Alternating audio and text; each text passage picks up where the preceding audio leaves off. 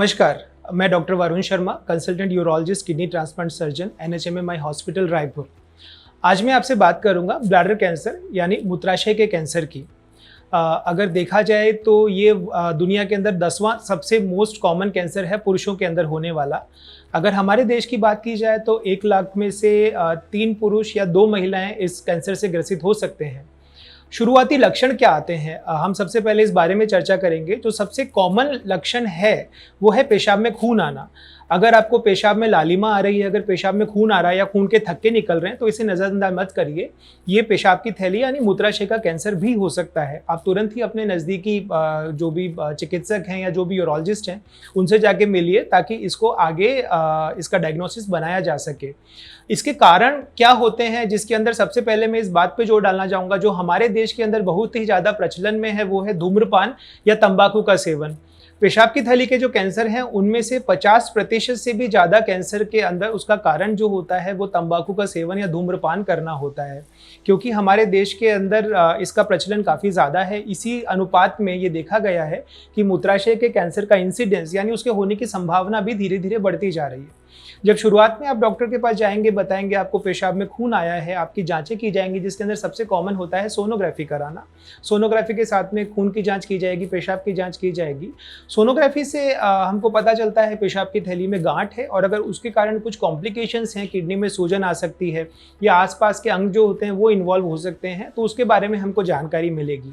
सब ये पता हमें चल जाता है कि पेशाब की थैली में गांठ है तो सबसे पहले जो अगला जो उसका स्टेप है डायग्नोसिस में वो होता है उसकी बायोप्सी लेना, यानी उसका एक टुकड़ा निकाल के उसको जांच के लिए भेजना।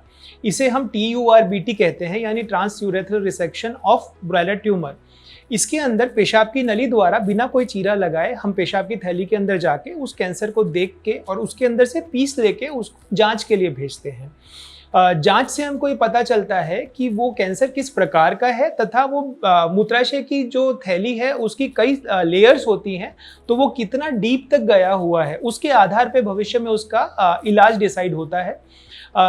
जब रिपोर्ट आती है उसके हिसाब से अगर सुपरफिशियल है यानी जो पेशाब की थैली की जो मसल की लेयर है उसमें वो नहीं गया है, ऐसे मूत्राशय के कैंसर यानी ब्लैडर ट्यूमर को हम लोग दूरबीन द्वारा भी मैनेज कर सकते हैं या पेशाब की थैली के अंदर कुछ दवाइयाँ आती हैं उन्हें डाल के भी उसको कंट्रोल किया जा सकता है, जिसको हम इंट्रावेसिकल थेरेपी बोलते हैं। परंतु यदि पेशाब की थैली का कैंसर उसकी जो सेकेंड लेयर है यानी मसल्स के अंदर गया हुआ है, उस केस में पेशाब की थैली को निकालना अनिवार्य है।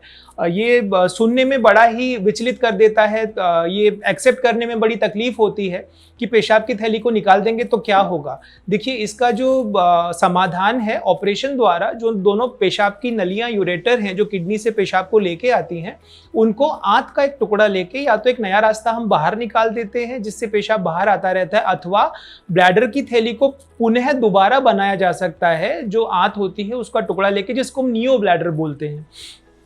अगर आपका कैंसर ब्लैडर तक ही सीमित है, समय पे ऑपरेशन हो जाता है तो आप पूरी तरीके से इससे ठीक हो सकते हैं। परंतु यदि वो पेशाब की थैली के आसपास के अंगों को इन्वॉल्व कर रहा है या उसके बाहर शरीर के और अंगों को इन्वॉल्व कर रहा है, उस केस में हमारे पास कीमोथेरेपी है और कीमोथेरेपी से भी रिजल्ट्स काफ़ी अच्छे मिलते हैं। कई बार ब्लैडर का कैंसर कंट्रोल में आ जाता है।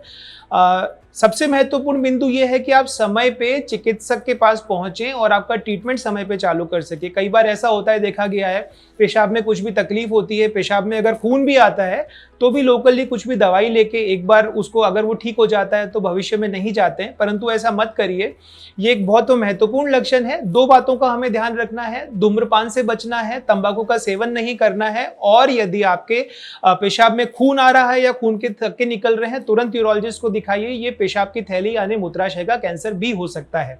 धन्यवाद।